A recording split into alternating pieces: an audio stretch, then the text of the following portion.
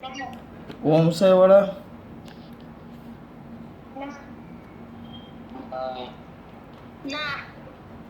ચલો વાંધો નહીં, નો હોય તો સૌથી બેસ્ટ.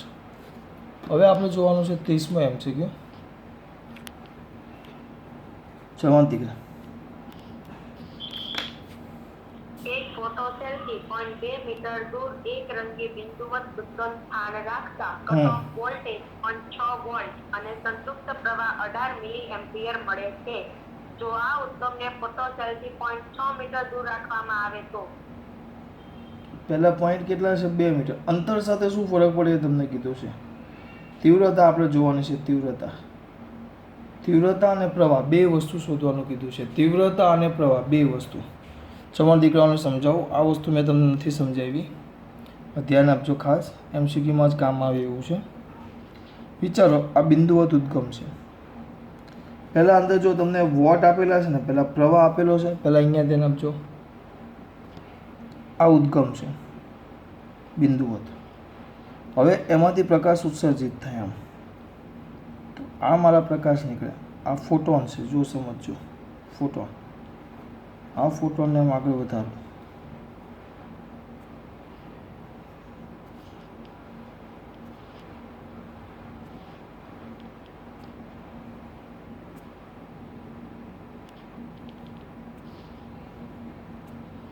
સાવ કરો છો, ટાઈમ પાસ નથી કરતો, વસ્તુ સમજાવું છું તમને. આ હવે વિચારો, આ બિંદુવત ઉદ્ગમ છે તમારું. હવે હું છે ને, બિંદુવત ઉદ્ગમ છે. હવે હું શું કરું છું ખબર? આ બાજુ ધ્યાન આપજો. હું અહીંયા એક એકમ ક્ષેત્રફળવાળી સપાટી લઈ લઉં. આવી જો, તો આમાંથી ઉત્સર્જિત, આમાંથી કેટલા ફોટોન્સ આ ફોટોન કેટલા આના પર આપાત થયા? હા, દેખાય સર, આ 1 અને 2 આમાંથી આરપાર થયા.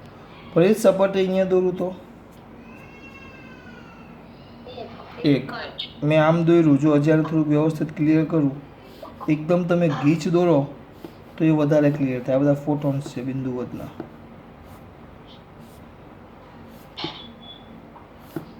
આમ છે, વિચારો. આમાં તમે જેટલું ગીચ દોરો ને એટલું ક્લિયર થાય એવું છે.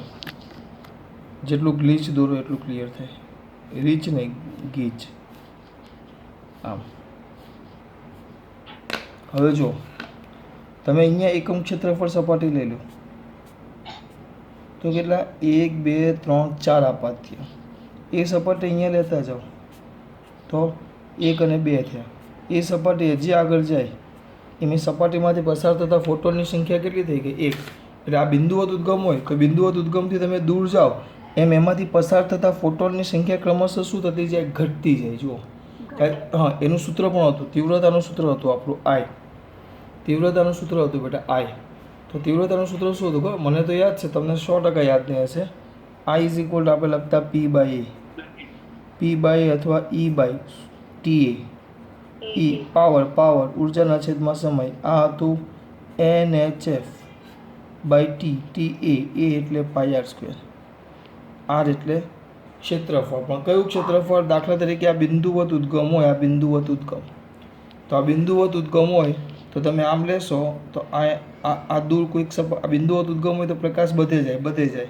તો અહીંયા હોય તો અહીંયા એકમ ક્ષેત્રફળમાંથી પસાર થતો પ્રકાશ એ આ અંતર ઉપર આધાર રાખે. મેં તમને સમજાવું છું. આ જેમ અંતર વધતું જશે એમ આમાંથી પસાર થતા ફોટોનની સંખ્યા ઘટતી જાય. એટલે ટૂંકમાં આ જે તીવ્રતા છે, તીવ્રતા I, એ આ અંતર R પર આધાર રાખે. એટલે ચલે છે 1/r². તીવ્રતા જેમ બિંદુવત ઉદ્ગમથી દૂર જતા જાઓ એમ આમાંથી પસાર થતા પ્રકાશની તીવ્રતાની વ્યાખ્યા હતી એકમ સમયમાં એકમ ક્ષેત્રફળ દીઠ પસાર થતી. જો એકમ સમયમાં એકમ ક્ષેત્રફળ દીઠ પસાર થતી વિકિરણ ઉર્જા. વિકિરણ ઉર્જા એટલે જેટલા વિકિરણ પસાર થાય એટલી વિકિરણ ઉર્જા હોય. પણ તમે અહીંયા જેમ દૂર જતા જશો એમ આમાંથી પસાર થતી વિકિરણ ઉર્જા ઘટતી જાય. એટલે આ તીવ્રતા છે ચલે છે 1/r² આવે. બરાબર, તીવ્રતા ચલે છે 1/r². એટલે અહીંયા ધ્યાન આપજો, 1/ કયું સ્ક્વેર બેટા? r². તો તીવ્રતાની કિંમત લખો. ચલો, તો તીવ્રતા I, I1/I2 is equal to I1/I2 is equal to શું આવે સૂત્ર? અંતર ઉપર આધાર રાખે પણ અંતરના વર્ગના વ્યસ્ત પ્રમાણમાં, તો d2/d1 હોલ સ્ક્વેર. પહેલાં તીવ્રતા કેટલી કીધી છે દીકરા? પહેલાં અંતર 0.2 મીટર કીધું જો, અને કટ ઓફ વોલ્ટેજ આપ્યા છે 16, અને પછી કીધું છે 18 છે, 18 મિલી એમ્પિયર પ્રવાહ છે, 2 મીટર છે. પહેલાં અંતર 2 મીટર છે અને પછી 0.6 મીટર છે. તો I1/I2 ઇઝ ઇક્વલ ટુ આનું વ્યસ્ત છે d2 કેટલા છે? 6.6 છેદમાં 0.2 આખાનો વર્ગ. તો હું એના પરથી તમને તીવ્રતા હમણાં શોધીને આપીશ. તો તીવ્રતા એવી I1/I2 ઇઝ ઇક્વલ ટુ 0.6 છેદમાં 0.2, તો 3/3 વર્ગ એટલે 9 આવશે. 9 તો થોડુંક બુદ્ધિ ચલાવો, 9 આવે તેનો મતલબ શું થયો કે તીવ્રતા I2 છે એ I1નો કયો ભાગ થઈ જાય? 9મો ભાગ. એટલે કે અંતર જો બદલાતું છે, અંતર 3 ગણું થયું તો તીવ્રતા છે 9મા ભાગની થઈ. તીવ્રતા 9મા ભાગની થઈ એટલે મારા દીકરાઓને તરત યાદ આવવું જોઈએ. તીવ્રતા પરથી વિપુલ સરે કીધેલું કે જો તીવ્રતા બદલાય, I બદલાય, I પણ આપણે I વધી નહીં, I ઘટે. તીવ્રતા ઘટી 9મા ભાગની થઈ ગઈ. જો તીવ્રતા ઘટે તો ફોટોનની સંખ્યા ઘટે. ફોટોનની સંખ્યા શું થાય? ઘટે. અને ફોટોનની સંખ્યા ઘટે, તીવ્રતા ઘટે તો ફોટોનની સંખ્યા ઘટે. તો મુક્ત ઇલેક્ટ્રોન ઘટે. મુક્ત ઇલેક્ટ્રોન ઘટે તો એક મિનિટ, ફોટોનની સંખ્યા ઘટે તો મુક્ત ઇલેક્ટ્રોન ઘટે તો પ્રવાહ ઘટે. એટલે ટૂંકમાં એમ થયું, એટલે આ વસ્તુ તમારે બે સંબંધ આવ્યા કે તીવ્રતા છે એ I ચલે છે R². આ સૂત્ર યાદ રાખજો. આના પરથી જ 90% દાખલા થાય બધા. આ તીવ્રતા છે, પ્રવાહ નથી. I ચલે છે 1/R². એટલે કે જે ઉગમ બિંદુ હોય, જ્યાંથી પ્રકાશ ઉત્પન્ન થતો હોય ત્યાંથી અંતરના વર્ગના વ્યસ્ત પ્રમાણમાં હોય.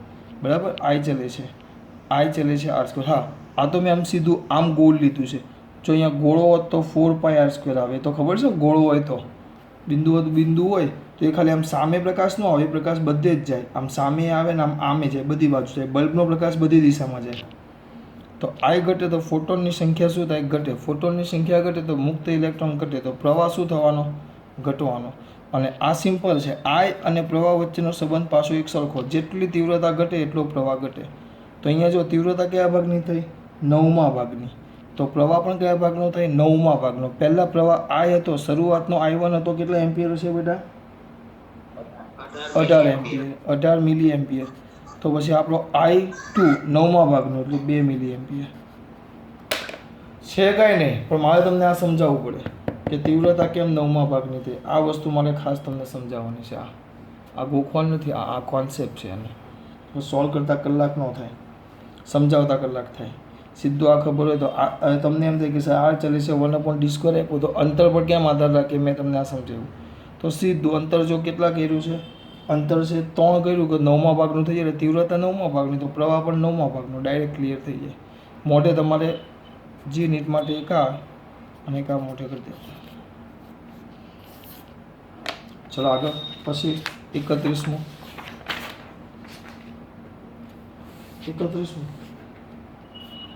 ધાતુની સપાટી પરથી ઉત્સર્જિત થતા ફોટો ઇલેક્ટ્રોનનો મહત્તમ વેગ 5 × 10⁶ મીટર પર સેકન્ડ છે.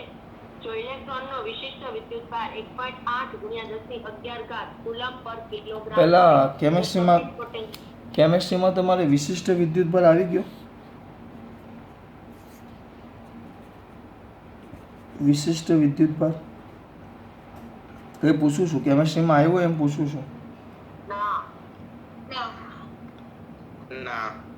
ભાઈ હાજરી બોલ નાખજો. વિશિષ્ટ વિદ્યુતભાર, તો વિશિષ્ટ વિદ્યુતભાર છે એને આપણે એવું કહીએ 5. ના, એને કહેવાય E/m. આ ધ્યાન રાખજો.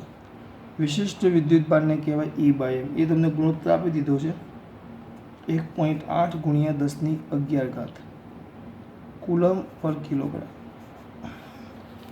આ વિશિષ્ટ વિદ્યુતભાર છે.